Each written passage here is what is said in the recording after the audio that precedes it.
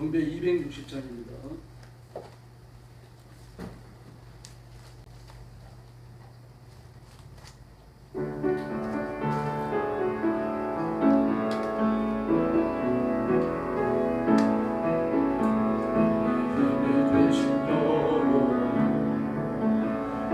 주님을 사랑합니다. 주는 나의 방석이시며 나의 요새시며 주는 나를 간지시며 나의 주 나의 하나님 나의 피할 밥이시며 나의 밥 되시라 나의 하나님 나의 하나님 구원의 꽃이시고 나의 산산이라 나의 하나님 나의 하나님 나의 영광 나의 구세주 예수님이 되시고 내가 주님을 사랑합니다. 주는 나의 사랑이시며 나의 온이시며 주는 나를 인도하시며 주의 길 인도하시며 나의 생을 목자 되시니 내가 따르리라 나의 하나님 나의 하나님 생명을 열어놓고 내게 씌우소서 나의 하나님 나의 하나님 너는 나의 여호와 나의 구세주 할렐루야. 270장 부르겠습니다. 경배 270장입니다.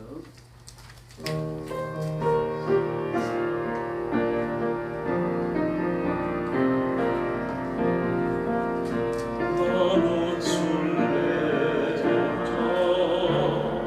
낯선 나라에 언젠가 집에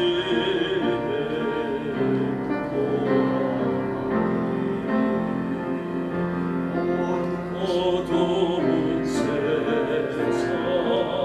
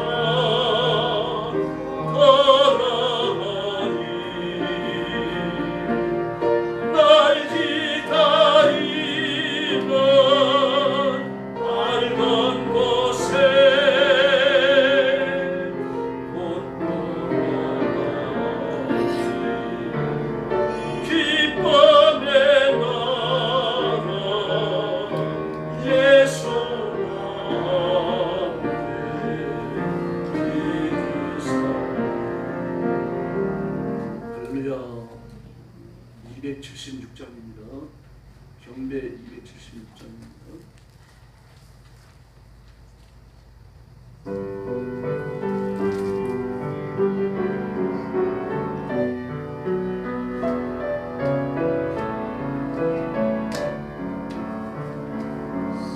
세상이 실패했어도 절망하지 말아라. 내가 날이 더우리라. 다시 일어서게 하리라. 질병으로 고통당해도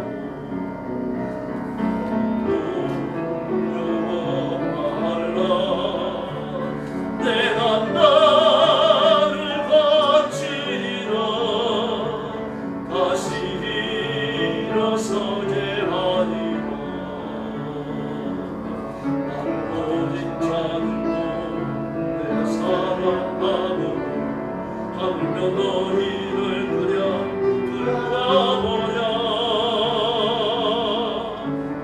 너와 함께하는 너의 하나님 대민이 얼굴로로서 떨리라. 내가 나를 굳세하리라.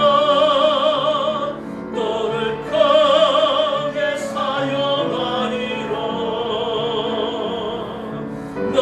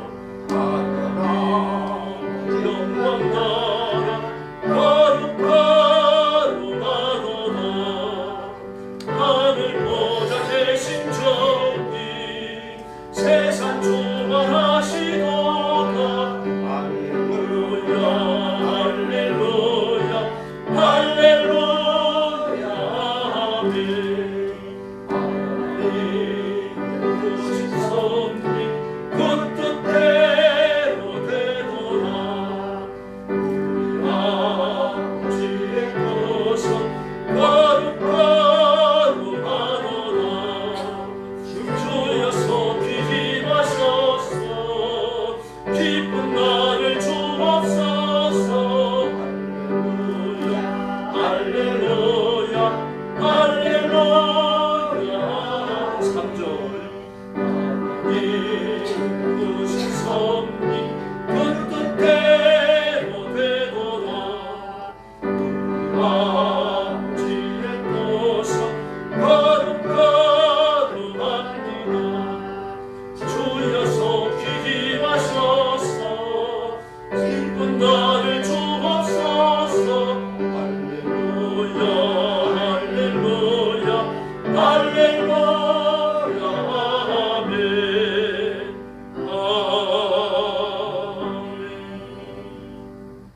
합심 기도하겠습니다. 오늘 밤 우리가 드리는 예배가 산제사 되도록 여러분께 기도해 주시고, 예배 드리는 우리는 거룩한 제물 되어져서 하나님 앞에 연락되는 그런 예배가 되도록 여러분께 부르시기 바랍니다. 하나님 앞에 성결치 못한 것 다 꺼내놓으시고 영적 성결이 회복되게 하옵소서. 이렇게 부르시고, 예배를 통해 하나님 영광 받으시며 예배하신 풍성한 은혜 주시도록 여러분께 기도해 주시기 바랍니다. 함께 기도하겠습니다. 자비하신 아버지 감사합니다. 오늘 수요일 밤에도 저희들 함께 모여 하나님 앞에 엎드려 예배하며 기도하며 찬양을 드립니다. 저와 사랑하는 성도들을 기억하시고 하나님의 가슴에 품으시고 새 은혜 주시며 신령한 은혜 주시며 하늘의 권능을 허락하여 주옵시기를 간절히 원하고 기도합니다. 세상을 살면서 시험을 당하기도 하고 유혹에 빠지기도 하고 죄를 짓고 넘어지기도 합니다. 부족하고 연약한 저희들을 용서해 주시고 오늘 밤 예배가 산제사 되어 하나님 앞에 바쳐지도록 제물 되어져 엎드린 저희들이 깨끗게 하여 주옵시기를 원합니다.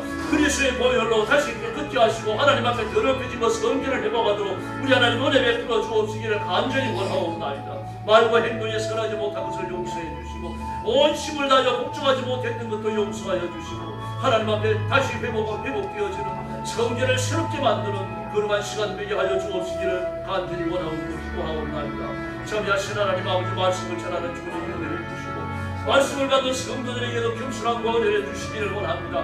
말씀을 통하여 우리가 하나가 되며 말씀을 통하여 하나님의 뜻을 깨달으며 말씀이 우리 삶의 빛이 되는 경험을 하게 하여 주옵시기를 원하옵나이다. 주의 말씀께 사랑하는 성도들을 맡깁니다. 주의 말씀께서 성도들을 사로잡으시고 인도하여 주시옵소서. 전능하신 하나님 아버지, 우리 온 교회와 성도들을 주님 앞에 맡깁니다. 하나님의 가슴에 품어주시기를 원합니다. 교회를 부흥하게 하시고 능력으로 부장하게 하여 주시기를 바랍니다. 예수님 오시는 그날까지 살아있는 말씀이 그리스도의 보혈이 생수의 강이 되어 흐르게 하여 주시고 들어오는 신명마다 예수님 만나고 새 생명 얻으며 변화되는 역사가 일어나게 하여 주옵시기를 간절히 원하고 기도하옵나이다. 우리 자신들을 주 앞에 드렸습니다. 사랑하는 성도들을 만져주시기를 바랍니다. 붙들어 주시기를 바랍니다. 언해 주시기를 바랍니다. 참여하지 못한 성도들의 발걸음을 재촉해 주시고 함께 모여 예배하게 하시며 모이기에 힘쓰게 하시며 온 성도들이 기도에 힘쓰도록 복내려 주시옵소서.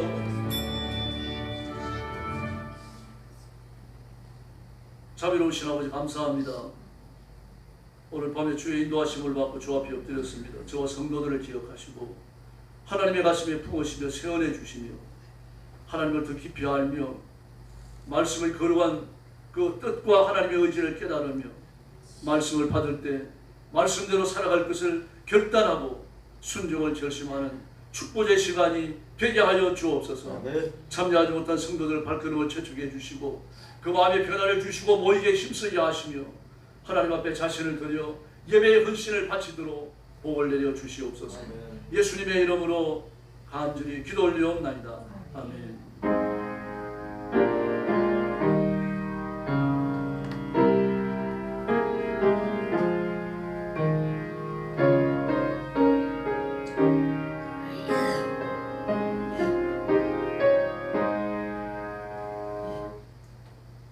민수기 32장 6절부터 15절까지입니다. 한 절씩 교독하겠습니다.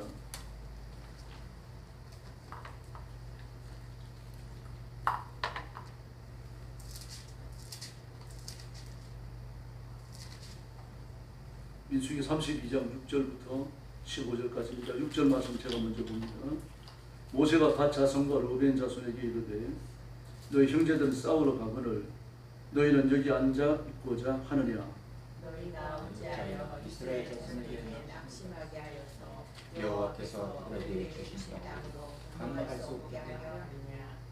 너희 조상들도 내가 가데스 바네아에서 그 땅을 보라고 보냈을 때에 그리하였었나니 그들이 에스골 골짜기에 올라가서 그 땅을 보고 이스라엘 자손을 낙심하게 하여서 여호와께서 그들에게 주신 땅으로 가게 하였느니라.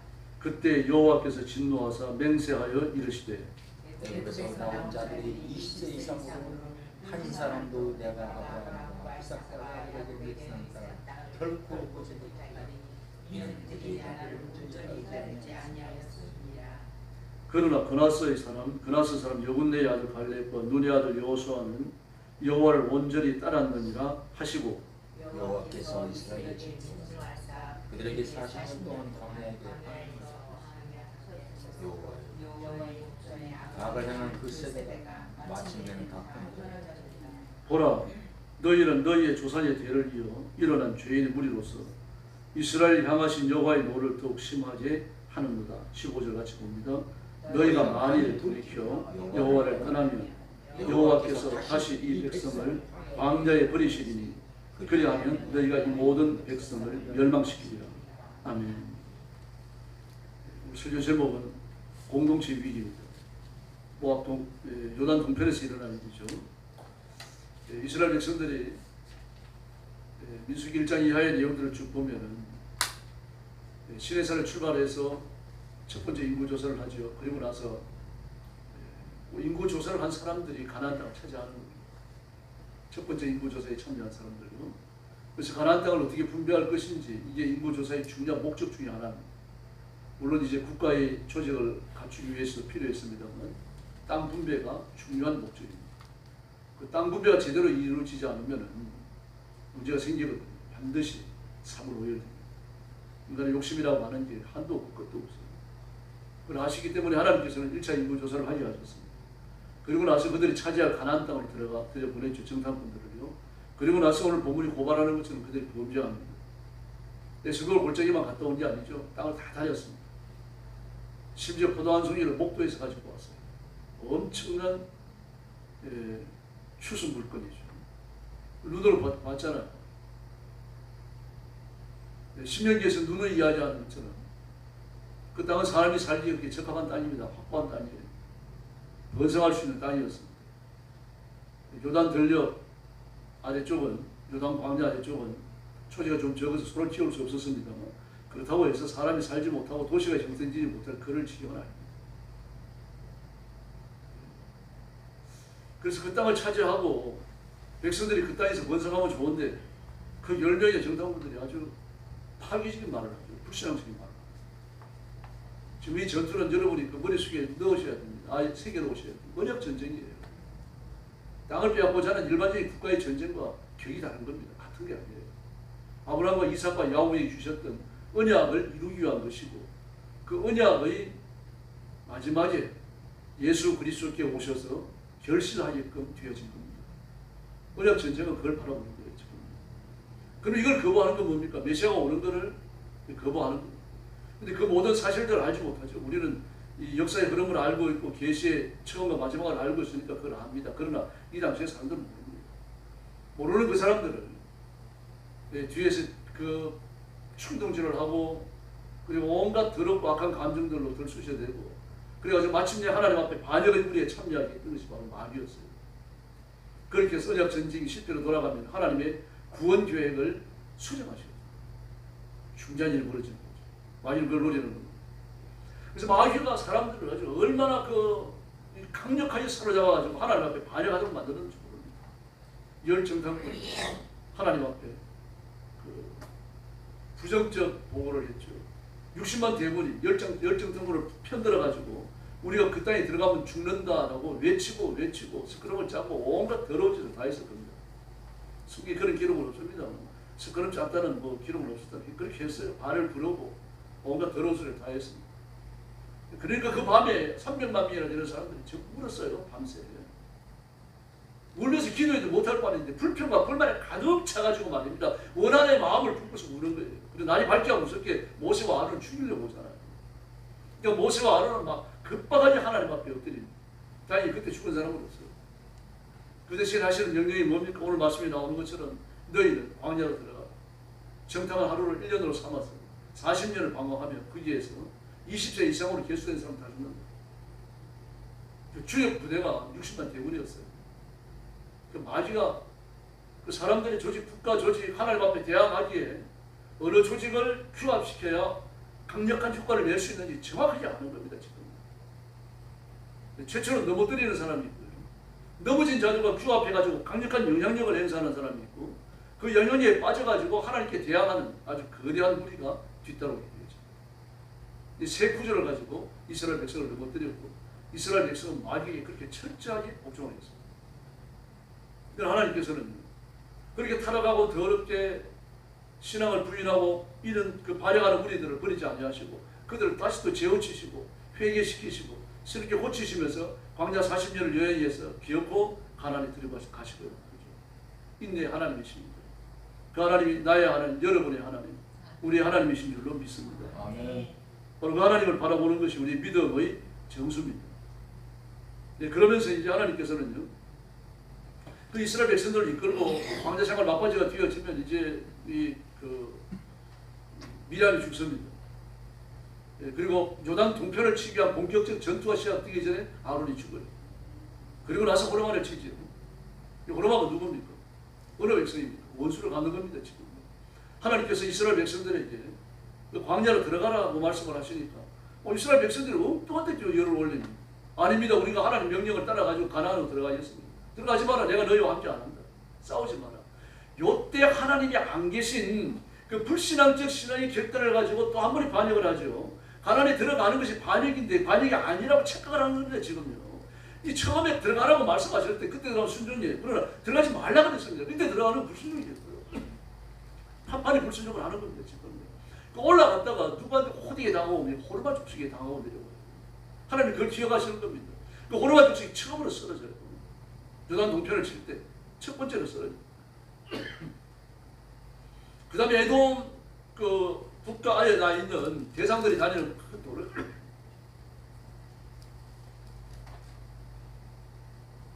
그 완여대로 킹스 하이웨이라고 했습니다.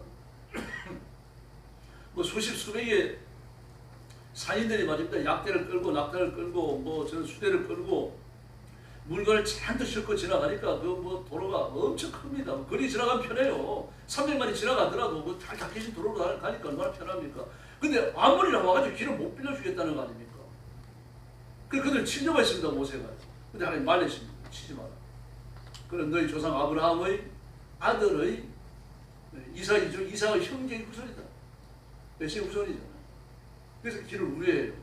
우회해서 그 혼의 북단까지 내려갑니다. 그 게슈아에 비해 거기까지 내려가는 겁니다. 거기까지 내려갔다가 다시 북쪽으로 방향을 잡아가지고 요단 동편을 훑고 올라갑니다. 그리고 만나는 게 아모리입니다. 아모리는 아주 강력한 패권을 가지고 있는 전쟁에 능한 민족이에요. 가나안 서쪽 동쪽에 전부 영향력을 행사했습니다. 그러나 북한은요, 에돔 위쪽에 가지고 있었어요. 그 에돔을 우회해서 올라가니까 아모리를 만날 수밖에 없죠. 아모리를 다칸에 없애버립니다. 다칸에 쳐가지고 멸망시키고 모압의 땅, 아모리의 땅을 빼앗고 나니까 막 그 바로 위에 진을 치고 있던 국가를 형성하고 있던 모압이 막 깜짝 놀라잖아요. 저렇게 강한 국가가 단순히 떨어지는구나. 그럼 도대체 얼마나 그 군대가 많은지 보려고 좀 높은 원등이 올라갔습니다. 올라가서 보니까 말입니다. 300만 명이 텐트를 쳤으니까요. 끝이 안 보이죠. 그걸 바라보면서 막 저도 더 놀랍니다. 놀라가지고 허둥대요 지금요. 그러면서 어떻게 합니까? 발람을 데리고 옵니다. 발람 부돌이라고 하는 그 당시 시골입니다. 시골 깡촌은 아니고요. 그래서 지방 도시를 위해서 작은 도시예요. 거기에 살고 있는 목술가입니다. 점쟁이입니다. 이방인입니다. 우상숭배자예요. 그를 데려다가 이스라엘을 저주하려고 하는데 하나님이 저주의 날 한마디도 안 주십니다. 이방인임에도 불구하고요. 그 저주하는 저주가 이루어지겠어요? 그러나 발람이 원하는 거 한마디도 이루어주지 않겠다는 얘기입니다. 하나님 그 입을 털자게 털어주십니다. 충분히 마음을 쏟아내게 만들죠. 그래서 고육지책으로 끌어내는 게 뭡니까? 이스라엘 백성들을 범죄에 끌어들이는 겁니다. 그걸 위해 가지고 모압과 미디안이 이 발람의 중재를 받아가지고 규합을 합니다. 동맹군을 합니다. 그리고 시딘 광야에 되고 바알 제사를 배설하고 이스라엘 족속들 중에 특별히 시몬 지파를 겨냥을 하고 왜 시몬 지파를 겨냥했는지 모르겠어요. 시몬 지파를 겨냥하고 그 지파를 초대합니다. 그럼 다른 이스라엘은 그 초대에 묻어오라는 이야기예요. 그래서 주 초대 대상자는 시몬 지파였어요. 그 시몬 지파가 여러분 중간 지도자 천여명이 그를 다 따라갑니다. 그 시몬이가 가면서 혼자 간 게 아니죠. 몰려간 겁니다. 지금 그 밑에 있는 수하들을 데리고 다 데리고 와 수하들은 그 밑에 있는 백성들을 몰고 가고요. 그 천여명의 수령들이 다 죽잖아요. 중간 지도자가요. 하나님께서 명령하시잖아요. 수령 1000명은 매달라는 거잖아요. 죽어요. 막 눈앞에서 생태 같은 천여명이 뭐 달려 죽으니까 기가 막히니까 그 천막 앞에 나와 앉아 울고 있잖아요. 근데 그때 시몬이가 어떻게 합니까? 이 미디안은 5개의 부족으로 되어 있거든요. 그 부족장에 공주 고스민을 데리고 자기 천막으로 들어가요. 뭐 그걸 보면서 비나서 눈에 불이 나오잖아요. 따라 들어가서 말이면 한참으로 두라미를 깨뜨려 버립니다. 그래서 하나님 진노가 그치는데 그 잠깐 사이인데 그래서 잠깐 사이에 24,000명이 죽어요. 아주 부끄러운 일입니다. 그리고 모세는 그 이스라엘 백성들을 다시 재정렬을 합니다. 그리고 미디안을 쳐서 멸하고 모압을 쳐서 멸하고 뭐가 남았으면 이제 암몬이 남았죠. 암몬은 이제 마지막으로 칩니다. 그리고 모세가 죽는 게 남아있죠. 여기까지 온 것인데 거기에 이제 민수기 끝까지 내용이에요. 신명기는 모세가 받았던 계시의 말씀을 한 더 압축해서 전해주고 그리고 신명기 마지막 부분, 민수기 마지막 부분에 이어가지고 모세가 죽는 것 그 장면으로 나아가. 그 여호수아서로 넘어가죠. 여호수아서로 넘어간 여호수아가 모세로부터 사명을 이어갔습니다. 이어받아가지고 이제 이스라엘 지도자가 되고 나니까 사실 책임이 크죠. 그러니까 하나님이 나타나셔서 막 격려하시잖아요. 그건 세월 격려하십니다. 네, 그런 와중에 그 이스라엘 동편이 점령을 당하고 나니까 땅이 괜찮습니다. 그게요. 요단강에 가까이 있죠. 그리고 이 지하수가 넉넉하게 올라오는 도시들이 또 있죠. 이런 짐승 키우기 좋아요. 이 초지도 잘 발달되어 있고요. 그 로벤과 므낫세 지파와 갓지파 절반이 마음이 그냥 변해버리고 우리가 이 땅에서 기업에 위해서 기업을 얻어야 되겠다. 그래 모세를 찾아가는 겁니다.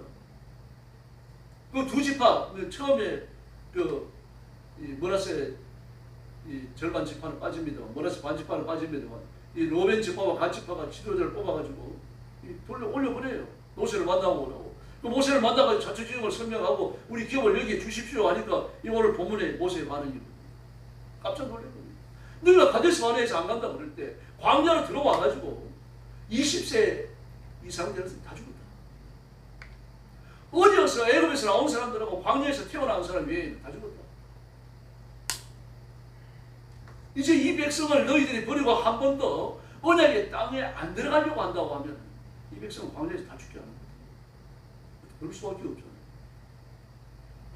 지금 하나님께서 원하시는 언약의 땅은 가나안입니다. 요단 동편이 아니에요.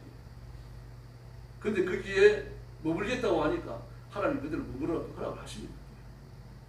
그런데 거기에 남아있는 로벤 지파, 갓 지파, 므낫세 반 지파가 끝까지 시험거리가 되죠. 여러 번에 걸쳐가지고 격돌이 일어나고 아주 심각한 이 서쪽의 지파들하고 동쪽의 지파들하고 격돌이 일어나죠. 그 이외에도 여러 가지 긴장 상태가 일어납니다. 시험거리가 되죠. 차라리 가나안으로 다 들어와가지고 여기에서 가나안을 정복하고 그리고 남의 힘을 가지고 가나안 동편을 정복하고 그 다음에 가나안 동편으로 옮겨가 살고 이건 의미가 다른 거 그렇게 할 수 있는 거거든요. 그럼 이제 약속의 땅이 확정되는 거죠. 그게 아닙니다. 아예 여기에 먼저 머물겠다는 겁니다. 그래서 모세가 그렇게 의심을 하고 그 백성들이 가지고 있는 놀래 가슴들이 다 전달하고 그러니까 이제 이야기하는 겁니다. 우리가 여기에서 땅을 좀 더 확보한 다음에 여기에 성을 쌓고 이 땅에 남아있는 원주민들을 우리 남은 가족을 괴롭히지 못하도록 단도리를 좀 해놓고 우리가 건너가겠습니다. 건너가서 간 동쪽을 전부 점령할 때까지 우리가 앞장서서 싸우겠습니다. 그리고 거기에서 안전하게 인프라가 갖추어지는 것을 보고 그 다음에 강을 건너서 우리 가족들에게 오겠습니다. 이렇게 말하는 겁니다. 하나님을 끌어가셔야 됩니다. 이제 그게 민수기 32장의 내용입니다. 사실 이 공동체가 깨질 수 있는 위기잖아요, 지금요. 이 모세가 중재를 까딱 잘못했으면요. 아마 전쟁이라도 일어날 수 있는 겁니다. 로벤 지파와 갓 지파와 므낫세 반 지파가 사람이 많다고 하더라도 얼마나 되겠어요? 10만이 되면 10만도 안 됩니다, 값이 봐요. 므낫세 절반만 오잖아요. 이 나머지는 압도적으로 많은 거죠.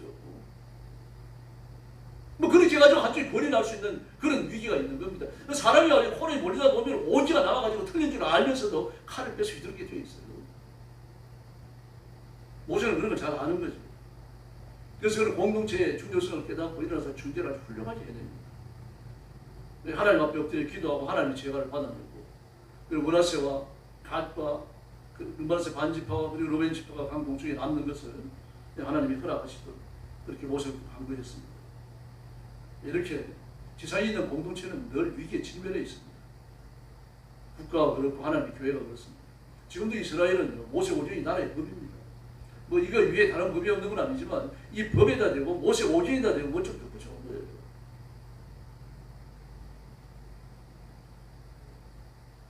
그렇게 해서 그 하나님의 말씀 앞에 복종한다고 하는 이스라엘인들도 보면요, 어떻습니까?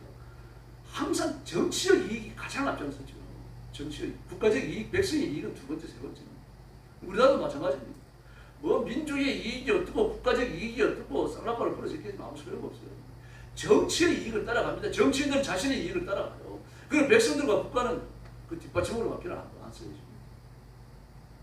뭐 이렇게 국가 간에 희미한 사람들인데 그나마 그걸 통제하는 힘이 아무것도 없다고 하면 국가의 모양을 상실하게 되어 있고 인간의 인생을 다 상실하게 되어 있습니다. 법이 있지만 법이 판판에 얽혀지잖아요. 이번에 그 우리나라 뭐 선거관리위원회가 얼마나 잘못한지 다 드러났잖아요. 전국적으로 일단 46군데서요. 투표인 숫자를 조작을 했고 투표 존이 숫자를 조작하고 두 가지 다 조작을 했어요. 그게 46군데나 됩니다. 이게 다 드러나가지고 법원에 몇 군데는 고소가 됐어요. 고소가 됐으면 그걸 잘 다뤄야 할 거 아닙니까? 이 근거리가 잘못된 건 틀림없다. 그러나 투표 결과에 영향을 미치지 않았다는 기가 판사들이 다 비쳤어요. 이게 우리나라 현실인데. 아니 나라의 선거 결과에 영향을 미쳤든 안 미쳤든 절차가 잘못됐잖아요. 절차가 잘못되고 고의적으로 저지른 죄 아니에요. 선거 인수를 조작을 했죠. 투표 용지 숫자를 조작을 했죠. 그 벌을 줘야죠. 어떻게 기간입니까? 투표 결과에 영향을 안 준다 그래갖고요. 투표 결과만이 전부 다 합니까? 투표가 진행되는 동안 자유민주 과정을 거쳐가지고 투표가 진행돼야 하는 거죠. 그 민주주의를 연습하는 거 아니에요. 항상 뭐간에 정치인들하고 저보다 한 교합이 되어져 갖고요. 백성의 이익 선통만 보면 생각해요. 국가의 이익 뒷자리입니다. 나 돈 가지고 지들 할 거 다 해버립니다. 이번에도 국회의원이 지난데 이원식에 오십시오. 뭐 4년 동안에 얼마나 외유를 마누라하고 많이 돌아다녀놨던지 8억 9천만 원을 썼죠. 8억 9천만 원. 아마 뭐 자세하게 계산을 하면 10원이 넘는다 그래요. 근데 어쨌든 표면적으로 잡히는 것이 8억 9천이라고 합니다. 전부 다 미쳤어요. 나라 돈이라고 생각을 안 합니다. 저는 뭐 그냥 주문에 들어있는 쌈시는 꺼내 쓰면 되는 거라고 생각을 해요. 축구협회 임원들도 보십시오. 이 도대체 뭐 저는 동남아로 유럽으로 왜 여행을 갑니까? 무슨 뭐 현지 시찰을 한다 그러는데 동남아 가가지고 유럽 가가지고 관광지에 가가지고 시찰할 게 뭐 있습니까? 축구 임원들이요. 놀러 다니고 오면서 아닙니다. 뭐 두 번인가 세 번인가 또 몇 억을 써버리고요. 이번에 다 밝혀지고 그 아마 재판에 들어가는 모양입니다. 여기 인간입니다. 여러분. 그러고 모세가 여기에서 딱 틀어지지 않았으면 무슨 일이 벌어졌을지. 지상에 있는 하나님의 교회는 인간의 것이 아니고 하나님의 것입니다. 더구나 뭐 조그마한 교회도 아니잖아요. 그 백성들이 300만이나 된단 말입니다. 이 300만이나 되는 사람들 그 중에서 두 집합 많이 갈라져 나가려고 하는데 그거 어떻게 긴장을 안 하겠어요? 이게 깨지고 나면 문제가 되는 거거든요. 그냥 나라가 두 쪽 나는 걸로 끝나는 것이 아니죠. 하나님의 언약이 이런 식으로 성취되어도 괜찮은가? 여기에 답변을 해야 돼요. 이게 정말 심각한 문제입니다. 메시아가 이 땅에 오시는데 이런 방식으로 메시아가 오는 길이 예비되어져야 하는가? 그게 답변을 해야 된단 말이에요. 근데 하나님이 모든 것들을 다 아시고서 이 요단강을 중심으로 해서 지중해 쪽 서쪽과 또 이쪽 동쪽까지 전부 다 이스라엘 백성들이 주실 생각을 하셨던 거죠. 그래 남으라라고 말씀을 하시고 제가 떨어집니다. 이 벽에 따라서 이제 결정을 하고 나가고 있습니다. 여러분 이런 일이 벌어졌다 그래가지고 한쪽은 9집합 아니고 한쪽은 2집합 아니잖아요. 들부터 싸우면 뭐가 됩니까? 자중질환이 일어나면 둘 다 망하는 겁니다. 그런 일이 일어나서는 안 되는데 앞으로 이제 사사기나 쭉 보십시오. 이 동쪽 지파에서 요단강 동편에 그 또아리를 틀었던 이 지파들하고요, 서쪽에 있는 본 지파들 사이에 한번 심각한 일도 일어나고요, 전쟁까지도 갑니다. 사사기도 나오죠, 여러분. 그래서 우리가 하나님 앞에 한 뜻을 가지고 한 목적을 가지고 한 행동을 하는 것 대단히 중요한 겁니다. 그리스도의 몸이기 때문에 일치불란하게 움직여야 되는 거죠. 성경에도 나오잖아요. 나는 입이 아니니 내 손으로 음식을 들어가고 입에 넣을 수 없다. 만약에 몸에 있는 각 지체가 전부 다 자기 하고 싶은 대로만 나간다면 뭐가 되겠느냐. 좋아요 중요성을 가르치셨어요. 바울 사도께서 진리에 대한 교훈을 실제적으로 이렇게 주셨어요. 사람이 그래 다 중요하다. 입도 중요하고 눈도 중요하다. 그럼 중요한 것만 있다고 하면 온 몸에 눈만 있으면 되겠느냐? 온 몸에 입만 있으면 되겠느냐? 그것이 말합니다. 지체에 더 중요한 것이 덜 중요한 것을 보호하지 않느냐? 교회는 그렇게 존재해야 되고 그렇게 서로 상합해야 할 줄로 믿습니다. 그래야 교회 공동체가 유지돼서 나갑니다. 그래야지는 국가적 형태를 띠고 있으니까 안 하면 반강제적으로, 또 안 하면 벌을 주고, 또 안 하면 잡아가지고, 또 안 하면 사회까지 시킵니다. 지금 그럴 수 없는 거예요.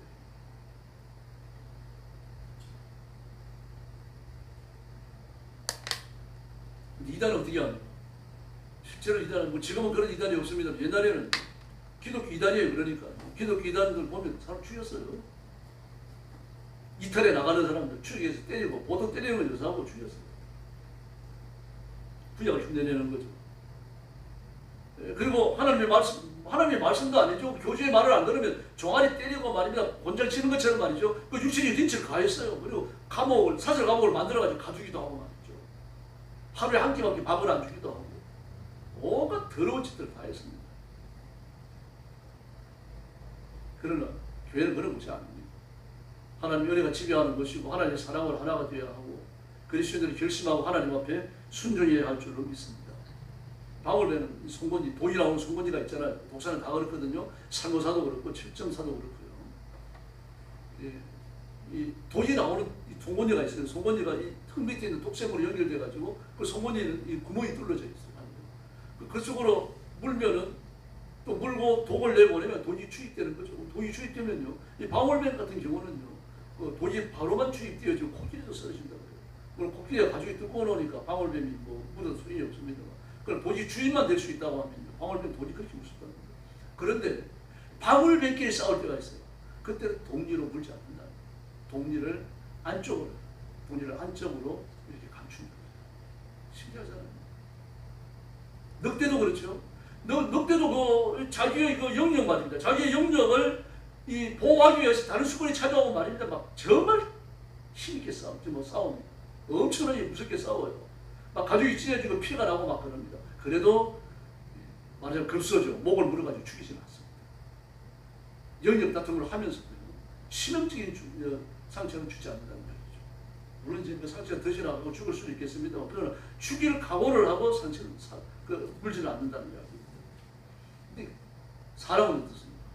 사람은 직계심을 품는 부부간에도 성에 빼앗아, 부모 자식 간에도 살인이 무서워요. 요즘 세상. 그래서 우리가 예수 그리스도를 믿고 하나님의 자녀가 되어졌기 때문에 한 마음을 품고 한 뜻을 가지고 한 길을 걸어가야 할 줄로 믿습니다. 예. 그래서 가나안 전쟁을 이 온 백성들이 모여서 가나안 서쪽을 전부 다, 요단강 서쪽 가나안 땅을 전부 다 점령한다라고 하는 건 이게 변함이 없는 겁니다. 전쟁이 끝난 다음에 두 지파반은 강동 쪽으로 넘어오게 됩니다. 그래서 가나안 땅을 점령하는데 우리가 온 혼신의 힘을 다하고 우리 가장 앞장서서 전쟁을 수행하겠다. 이걸 모세는 기쁘게 받은 겁니다. 물론 이제 100% 기쁜 건 아니겠죠. 떨어지니까요. 어쨌든 허용했습니다. 그래 그들이 남습니다. 그래서 그 두 지파 반이 강동쪽에 남는 것은 정복 전쟁이 너무 힘들고 위험하니까 남는 것도 아니고, 그리고 하나님 말씀 앞에 불순종하려고 하는 고의적 의도를 갖고 남는 것도 아니고, 다만 초지가 좋은 데가 보이니까 거기 가서 두 지파 반이 가가지고 더 경제가 나는 것보다 우리는 여기 남겠다, 그런 뜻으로 말을 하잖아요. 그것도 어떻게 보면 더 이쁜 겁니다. 그럼 어쨌든 강서쪽을 점령하는 데로 빠지면 안 되는 거죠. 한 뜻을 품었기 때문에 공동체는 한 꿈과 한 원리를 그렇게 붙들어야 합니다. 그래서 하나가 된다고 하는 것은 쉬운 일이 아닙니다. 부부도 그렇잖아요. 부부도 뭐 내 반쪽 그러는데 그거는 무식해서 하는 소리입니다. 오늘 어떤 분은 설교하면서도 그런 말이 있더라고요. 결혼은 내 반쪽을 찾는다. 그게 아닙니다. 전혀 다른 두 사람, 완전 다른 가정에서 자라났잖아요. 선이 다르죠. 이름이 다르죠. 전혀 다른 문화를 갖고 있죠. 뭐 습관도 다르고 음식 습관도 다 다르잖아요. 옷 입는 것도 다르고. 그런 두 사람이 만나는 거예요. 두 사람이 만나가지고 한 사람처럼 움직이는 겁니다. 연합하여 한 몸이 되라. 연합하라 그러죠. 연합하라. 한 팀이 되라는 이야기입니다. 한 팀이. 두 사람이 만나는 것도 힘들어요. 우리 부부를 보면 많이 싸우잖아요. 늙어서 싸우는 사람이 있고, 심지어 뭐 황혼이혼이라 그래가지고 다 늙어가지고도 이혼하는 그런 사람도 있습니다. 근데 하물며 교회겠습니까? 그러니 교회는 이제 부부가 조심하는 것보다 더 많이 조심을 해야 되는 거죠. 그 많은 사람들이 하나를 이루어져 나가야 하니까. 사람의 생명이 태어나기 위해서는 어머니 모태에 하나의 세포가 만들어지잖아요. 그 만들어진 하나의 세포, 어머니 모태에 한 개의 세포가 만들어지고 나면 그 세포를 중심으로 창세기 같은 막 놀라운 변화의 소용돌이가 휘몰아칩니다. 사람의 DNA는요, DNA 하나하나가요, 각기 역할이 다 다릅니다. 그 놀라운 속도로 그 세포가 분열을 일으키면서 말입니다. 배아가 되고 태아가 되고. 그리고 태아가 되는 순간에 말이면 무서운 속도로 세포 분열을 일으키면서 말입니다. 사회 모양을 갖추어져 나가는 거죠. 그러면서 각각 다 다른 세포가 한 팀이 되어버리는 겁니다. 막 몇 조개의 세포가 서로 등 돌리고 싸우고 막 튀겨 가는 게 아니라 그 많은 세포들이 한 팀이 되어버린다고요. 한 팀이. 한 팀이 되어져 갖고 사람의 몸이 일사불란하게 움직이는 겁니다. 근데 장기 이식을 하는 사람들 보세요. 장기 이식이 성공적으로 되기 위해서는 그 이식해 주는 사람도 면역 억제제를 먹고 주사를 맞아야 되고, 이식 받는 사람도 면역 억제제를 맞고 면역을 없애는 그런 약을 또 먹어야 돼요. 왜 그런가 하면은, 그걸 안 먹으면은 장기 이식이 성공적으로 끝났어요. 내가 이식을 받는다면 누가 나한테 이식을 해주는 그 장기가 건강해요. 이식을 받는 내 몸도 건강합니다. 그러나 붙여놓으면은 얼마 못 죽는 거죠. 왜 죽습니까? 그 새로 장기를 덧붙여 놓으면은 그 내 몸속에 들어와서 이식이 되어 있지만 내 본체 세포와 일치가 안 되는 거예요. 편입을 안 시켜줘요. 그 공동체에 들어와서 우리가 하나가 되자 이걸 시켜주지 않는단 말입니다. 밀어내는 거예요. 그러니까 부작용이 일어나서 죽는 거예요. 이 교회는 그거 똑같습니다. 우리가 하나님의 형상으로 지어받았고 예수님의 이름으로 구원받았고 우리가 죽어낸 천국 가서 하나님의 자녀, 하나님의 백성, 하나님의 종으로서 영원히 살 줄로 믿습니다. 근데 이게 이 거룩한 영성에 대한 거룩한 에너지, 그리고 거룩한 그 세포에 심겨져 있는 지식이 언제 주어집니까? 창조되는 순간 주어져요. 창조되는 순간. 그럼 범죄했기 때문에 아담과 하와가 범죄한 이후에 그 중요한 지식이 어떻게 됩니까? 딸칵 잠겨버립니다. 없어지는 거 아니에요? 잠겨 있어요. 컴퓨터 하다가 보면은 어네이블이라고 하는 이 에러 메시지가 나오는 게 있습니다. 그 하드 디스크에 프로그램이 있어요. 프로그램이 있는데 뭐가 잘못 띄어졌는지 그 램에 불러올릴 수가 없는 거예요. 메모리에 불러올릴 수가 없으니까 프로그램은 분명히 이 하드 디스크에 들어가 있는데 쓸 수가 없어요. 그렇게 되는 겁니다. 영성에 대한 정보, 영성에 대한 DNA, 그 영성에 대한 모든 것이 영적 DNA가 우리 속에 중요한 정보를 가지고 살아있어야 되는 게 죽어 있어요. 딸깍 잠겨있단 말이에요. 그 예수 믿는 순간에 그 세포가 살아나는 줄로 믿습니다. 생명을 얻어 살아나서 예수 그리스도의 몸에 기존에 있던 세포들과 하나로 편입되어져서 한 몸을 이루게 됩니다. 그래서 온 세계에서 오고 가는 역사에 살았던 모든 그리스도인들이 예수 그리스도의 이름, 그리고 예수님의 이름 때문에 얻어진 영생 얻는 그 세포, 하나님의 자녀가 되는 세포, 그 세포가 살아나기 때문에 그리스도의 몸을 이루게 되는 줄로 믿습니다. 큰 교회든 작은 교회든 전부 다 그리스도의 몸을 이루는 겁니다. 나무에서 나무가 나오고 사자에서 사자가 나오는 겁니다. 그와 같이요. 하나님이 창조한 생물은 다른 종으로 절대로 바뀔 수 없어요. 현대 생물의 결론이 아무리 노력을 해도요. 계속 코끼리가 안 나오고 원숭이에 사람이 나올 수가 없습니다. 물고기에 올라와서 새가 돼서 날아다니지 못해요. 종과 종 사이에 영속성은 존재하지 않아요. 그래서 하나님께서 종류대로 만들었더라, 종류대로 만들었더라 그렇게 말씀하시는 겁니다. 그와 똑같습니다. 영성의 세포가 없는 사람은 하나님 나라에 결코 편입되지 못합니다. 영성의 세포가 없는 그 저주받은 몸을 이끌고 영혼을 이끌고 지옥의 형벌에 떨어져서 그들과 한 몸을 이루고 그들에게 편입되는 겁니다.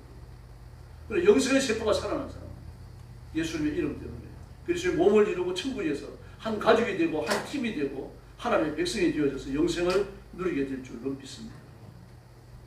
지금도 여전히 신령한 공동체 영적 이스라엘은 하나님의 나라는 이 땅 위에 존재합니다. 교회 형태로 존재하는 거죠. 그래서 예수님의 구원, 예수님의 십자가의 죽으심, 예수님의 부활, 예수님의 재림은 결국 하나님이다. 하나님 떨어져 있는 각각의 다른 진리가 아니라 한 진리입니다. 구원이라는 진리가 그 속에서 다 한 획을 긋고 흐름을 가지고 이루어지는데 이게 저와 여러분의 가슴에 편차 없이 그대로 흐르고 있는 줄로 믿습니다. 그래서 저와 여러분이 합쳐가지고 하나의 교회를 이루는 거예요. 그러나 캐톨릭 교회는 그렇지 않습니다. 캐톨릭 교회가 두 개입니다. 아래에 있는 교회가 있고 위에 있는 교회가 있습니다. 위에 있는 교회는 신부들로 구성된 교회예요. 그 교회의 대장은 교환입니다. 그리고 아래에 있는 교회는 평신도들로 이루어진 교회입니다. 평신도들로 이루어진 교회. 평신도들로 이루어진 교회는 그 교회를 담당하는 신부가 대장입니다. 물론 이제 총찰하는 지도자는 교환이 되는 거죠. 그래서 천주교는 신기하지만 인간적으로 봐서 신기합니다만 아주 폐륜적입니다. 아주 성경을 완전히 새로 써야 되는 그런 주장을 하고 있습니다. 캐톨릭은요, 신론이 중요한 것도 아니고 교회론이 중요한 것도 아니고 구원론이 중요한 게 아니라 교회론이 가장 중요합니다. 성경을 하나님의 말씀이라고 공적으로 인정하는 것도 교회입니다. 교회가 인정하지 않으면 성경이 안 됩니다. 예수님이 메시아라고 하는 것도요, 그 교회가 결정을 통해 인정을 하기 때문에 예수님이 메시아입니다. 그래서 천주교에서 뭘 가르칩니까? 꼭 예수 믿는 것만, 예수 믿는 사람 구원받는 게 아니다. 복음이 없는 시대에 살았던 얼마나 많은 사람들인데요. 그래도 양심을 지켜서 구원받은 거예요. 착하게 살아서 이 죽으면 이러는 거고 연옥에서 열심히 노력을 쌓고 그리고 또 선행을 쌓으면 또 천국에 이르는 것입니다. 뭐 이런 식으로 나가요. 예수 꼭 필요하다고 말하지 않아요. 예수님이 왜 필요하냐? 하나님께서 아담과 하와를 지으시고 나서 하나님을 알고 하나님을 깨닫고 천국의 백성이 되는 신비한 은사를 주셨는데 범죄하는 순간 그게 떨어져 나갔던 거예요. 그게 떨어져 나갔으니까 악한 게 아니냐? 그건 아니다. 본래 그게 없이 지어진 아담과 하와, 그게 없이 지어지는 인간들은 전부 다 선하고 아름답고 자기 노력으로 하나님을 알 수 있다는 거예요. 그런데 덧붙인 은사가 오면 쉬워진다는 거예요. 이게 구원론이고 이게 교회론이고 믿는 사람이 구원 받겠습니까? 캐톨릭은 교리를 믿으면 누구도 구원받지 못합니다. 밀러라고 하는 사람은 이렇게 말했어요. 상징주의 혹은 교리적 차이라는 논문에서요 이렇게 말했습니다. 유형교회는 눈에 보이는 교회입니다. 하나님의 아들이다. 아멘 하셔야 돼요. 저와 여러분이 하나님의 아들이죠. 온 세계가 하나님의 아들이죠. 그러면서 살아있는 그리스도의 몸입니다. 그런 성경을 읽으면 진리를 정확하게 아는 사람, 밀러 독일 사람이에요. 독일은 온 세상에 진보적 성경의 교리를 가장 완벽하게 만들어낸 나라. 그런 나라에서 이런 말을 한다는 건 놀라운 일이에요. 성령께서를 쓰시는 겁니다. 그러면 교회의 본질은 예수님입니다. 이 본질을 인정하고 드러내는 것이 교회입니다. 이 본질 앞에 복종하는 것도 교회고 바로 저와 여러분입니다. 그래서 신약에서 교회를 에클레시아라고 했습니다. 에클레시아라고 하는 말은 플레렌다라고 하는 말이거든요. 에클레시아라는 말이 합쳐가지고 에클레시아가 되는데요. 이건 이제 로마 때 전쟁이 굉장히 많았잖아요. 엄청 많았습니다. 로마는 전쟁으로 시작해서 전쟁을 망하는 나라였는데 그 전쟁이 그렇게 많으니까 많은 사람들이 약간 죽을 거 아닙니까? 젊은이들이. 그러니까 각 식민지 국가에 가가지고 젊은 사람들은 이제 징병을 하는 거죠. 좀 더 모병을 하는 겁니다. 징집을 해요. 징집을 하면 그 동네에 있는 사람들, 젊은 사람들, 전쟁에 나갈 사람들 전부 다 붙들어다가 동네 광장에 모아놓잖아요. 왜 그러시나? 불러내서 모아놨다는 거죠. 사도들이 이 말씀에 교회에 정리합니다. 저의 수많은 불신자들이 살고 있고 하나님을 모르는 이방인들이 살고 있고 우상 숭배자들이 살고 있지만 하나님 그들 가운데서 하나님의 사람을 골라내가지고 로마 교회를 만들고 고린도 교회를 만들고 영어 교회를 만들고 이렇게 교회를 만드셨다는 얘기예요. 그게 에클레시아라고 하는 거예요. 그러므로 에클레시아는 그리스도의 이름을 부장하는 것이고 그리스도의 보혈에 그러는 것이고 하나님의 말씀이 생수의 강처럼 그러는 것인 줄로 믿습니다. 신약에 에클레시아가 참 많이 사용되어졌어요. 그 다음에 이제 포로 생활을 마치고 예루살렘으로 돌아와서 포로 생활을 할 때부터 있었습니다만 그때 모이는 교회를 슈나고게라고 불렀어요. 하나님의 성전은 온 세상에서 하나밖에 못 짓습니다. 예수님이 한 분이신 것처럼 하나님이 한 분이신 것처럼 하나밖에 못 쳐요. 두 개도 될 수 없습니다. 근데 그게 없어져 버렸어요. 더구나 바벨론까지 가가지고 말입니다. 600km나 되어지는 먼 길을 가가지고 직선거리가 400km고 사람이 다니는 길로 가면 600km라 그러니까 그런 게 600km 내지 700km 될 거 아닙니까? 그렇게 그 먼 거리를 걸어가서 거기서 감옥생활을 하고 와요. 감옥생활 하려고 그러면 지나라에서 하지 외국까지 가갖고 말입니다. 전쟁터에서 말입니다. 칼에 찔려졌고 두드려 맞고 말입니다. 개처럼 끌려가서 거기서 감옥생활해요. 그래도 하나님을 숨기는 신앙을 잃지 않았어요. 성전을 지을 수 없잖아요. 하나님 허락지 않으시니까. 그래가지고 슈나고이라는 걸 만들어요. 요새 교회입니다. 교회를 만들고 거기에서 피 없는 제사를 드립니다. 오늘날 예배하고 비슷해요. 그 순서가. 심지어 설교까지 들어가 있습니다. 그리고 남자 아이들은 5살만 되어지면 전부 다 회당에 이름을 등록하고 와가지고 히브리어를 배우고 하나님의 성경을 배워야 돼요. 그 시대 사람들이 주로 많이 쓰는 아람어였어요. 근데 생활 속에서는 아람어를 쓰고 이 회당에 와갖고는 히브리어를 배우고 히브리어를 사용하고 그래서 히브리인들은 원천적으로 두 가지만을 꼭 써야 됩니다. 아람어를 써야 되고 히브리어를 써야 돼요. 이제 그걸 회당을 중심으로 해서 이제 그런 생활을 쭉 하다가 이제 공국으로 돌아온 겁니다. 고레스만이 풀어주니까. 공국으로 돌아왔어도 여전히 하나님의 성전이 지어지지 않았으니까 슈나고지를 지어가지고 계속 거기서 주일마다 안식일마다 모였던 그게 신약시대까지 쭉 영향을 끼쳐왔고요. 바울 사도께서 외국에 나가 선교할 때에 그 회당을 중심으로, 이 슈나고지입니다. 회당을 중심으로 선교를 합니다. 복음을 전하고 예수 믿는 사람들 그게 불러드립니다. 그래서 유대인들이 볼 때는 바울이 정말 그 발에 박힌 가시 같았어요. 그래 나가서 선교하는 게 아니라 회당에 와가지고 회당에 그 랍비 없거든요. 이름도 있는 랍비입니다. 이름 있는 랍비가 와가지고 설교하니까 그거 뭐 설교한다 그러니까 자리를 안 내줄 수도 없고 자리를 내주고 나니까 구약부터 시작을 해갖고 예수 그리스도를 전달하고요. 그 대적을 하려고 하니까 대적할 수가 없어요. 논리가 딸립니다. 정확하거든요. 이론이 있어요. 그게 변정적 설교 변정적인 이 작업은 아무도 못 따라가요. 그 죽이려고 그러는 거죠. 그런 교회를 설립해버립니다. 있는 회당을 교회를 만든 건 아니고 회당에 가서 선교를 하고 전도를 해가지고 사람을 끌고 나오는데 그냥 나오니까 회당에 나오는 유대인들이 같이 나온단 말입니다. 나와가지고 교회를 설립하는 거예요. 고린도 교회를 설립하는 거예요. 데살로니가 교회를 설립하고 빌립보 교회를 설립하고 이러니까 살려두고 싶지 않죠. 눈에 불을 켜고. 그래서 바울이 미움을 받다가 결국 순교를 지금 되었습니다. 예. 웨스트민스터 신앙 고백서라고 있습니다. 교회에서 공부를 다 했는데 여러분 기억나시라고 그랬는데 그게 이렇게 말해서 교회에 대해서요. 무형의 보편적이고 우주적인 교회 교회의 머리이신 그리스도 안에서 하나로 모였고 또 모이고 있으면 또 모이게 될 탁월함을 받는 자들로 구성됩니다. 또한 이 교회는 만물을 충만케 하시는 자의 배우자이며 몸이며 충만합니다. 아멘. 네, 교회를 이렇게 고백했습니다. 성경에 나오는 교회에 대한 완벽한 고백입니다. 그러므로 그리스도의 몸은 과거에 믿었던 사람들, 천국에 가 있는 사람들이요, 지금 이 땅에서 믿고 있는 사람들, 앞으로 믿을 사람들, 그 천국에 가 있는 성도들과 지금 거듭난 성도들과 앞으로 예수 믿을 사람들까지 전부 다 합해가고 하나가 되는데 이런 사람들을 구성이 되는데 이 교회는 만물을 충만케 하시는 자의 배우자의 몸이다. 기억하셔야 됩니다. 저와 여러분은 예수 그리스도의 몸이며 예수 그리스도의 배우자인 줄로 믿습니다. 사도행전 27장에 보면 바울 로마로 끌려가고 있습니다. 황제의 재판을 청구했기 때문에요. 적어도 100여 명 이상이 탄 것 같아요. 이 많은 사람들 타고 이제 지중해를 거쳐가지고 로마로 가는 겁니다. 지중해를 거쳐갖고 그 로마를 보면 장화처럼 생겼잖아요. 장화처럼 생겨서 그 제일 밑에 수라보떼라고 있는데 이제 그쪽 지역으로 가야 되는데 그쪽 지역을 가기 전에 태풍을 만나잖아. 유라굴라라고 태풍을 만나가지고 온갖 그냥 그 태풍에 고생을 하다가 멜리데로 올라가죠. 멜리데가 그 지도를 펴놓고 보면 이 이태리 장화처럼 생긴 이태리 그 아래쪽으로 쭉 내려오면 멜리데가 있어요.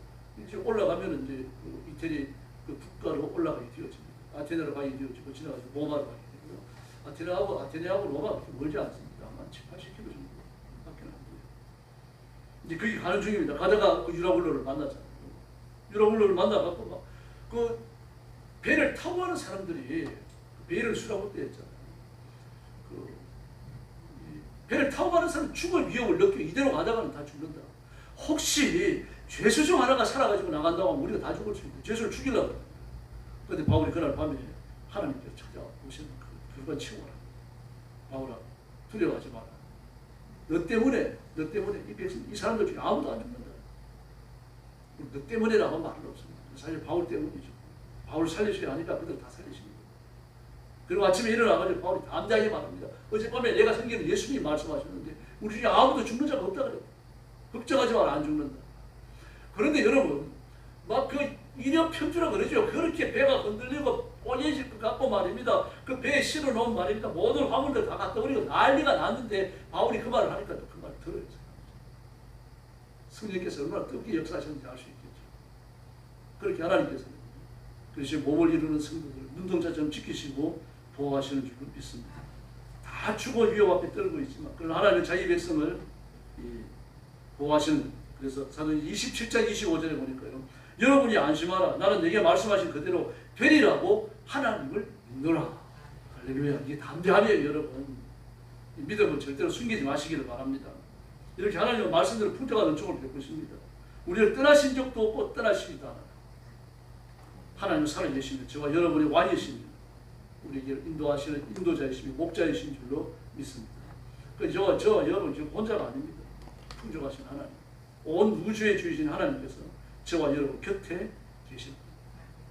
바울이 하나님을 알고 예수님을 알기 때문에 그 체험 속에서 그 일생을 살잖아요. 그 복음을 전하다가 여러 번 감옥에 갇히죠. 죽을 뻔했고 유대인에게 40에 하나 감암매를 5번이나 맞았고 3번 태장에 맞아가지고 볼기가 다 터졌고 한 번은 돌에 맞아서 죽음의 문턱까지 가고 죽었었잖아요. 안전병이 일으키는 그 루스더가 있어요. 그리고 시체인 줄 알고 갖다 버렸는데 살아나고 배 타고 가다가 3번이나 난파를 당해가고 죽을 뻔했고 강과 바다와 광교에서 죽을 고비를 수도 없이 던졌고요. 철학기도 금식기도 했고 반복듯이 한 건 아니지만 수도 없이 했습니다. 많이 했습니다. 나이를 알 수 없는 그런 고통스러운 이 시간을 지나가면서 그리스도의 몸을 보호했어요. 그 지난 그 모든 고통들을 지나와서 돌이켜보니까 어떻습니까?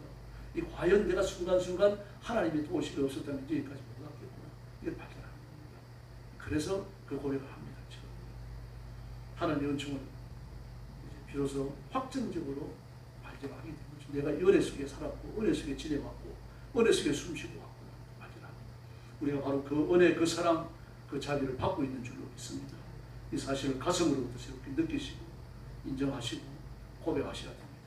그리고 내가 믿는 하나님, 내가 걸어온 신앙의 길, 여기에 대해서 여러분 요약된 지식을 갖고 계셔야 돼요. 나는 이렇게 믿어왔다. 앞으로 나는 이렇게 믿을 것이다. 이게 있으셔야 됩니다. 여러분의 지식이고 믿음에 기초한 지식입니다. 살아있는 지식을 갖고 주님을 더 즐겁게 하시고 그리고 주님께 더 기쁨이 되는 주님 앞에 만족이 되는 귀한 종들이 되기를 예수님의 이름으로 축원합니다. 기도하겠습니다. 자비하신 아버지 하나님 감사합니다. 우리가 이 땅에 살면서 육신의 것 때문에 몸을 돌보느라고 영적인 것, 신령한 것, 은혜에 속한 것 뒷전에 둘 때가 있고 또 그런 걸 앞세우느라고 영적으로 손해볼 때가 있습니다. 저희들을 용서하시며 우리가 정신차려 믿음의 길을 반듯하게 걸어가도록 역사해 주시옵소서. 먹고 마시고 세상에 얻는 것, 쾌락과 정욕과 욕심에 속한 것 여기에 우리 관심을 쏟고 물질을 흡입하고 시간을 흡입하면서 하나님 앞에 부끄러운 그리스도인이 되지 않도록 하나님 저희들에게 깨어있는 마음을 허락하여 주시옵소서. 온 힘을 다해서 진리하게 복종하고 예수님을 내 생명보다 더 사랑하며 주시는 소명 속에 하나님 앞에 온 힘을 다하여 충성을 다 바치는 저희들 되게 하여 주시옵소서. 오늘 밤에도 사랑하는 성도들을 품으시고 복 주시기를 원하고 예수님의 이름으로 간절히 기도 올리옵나이다. 아멘.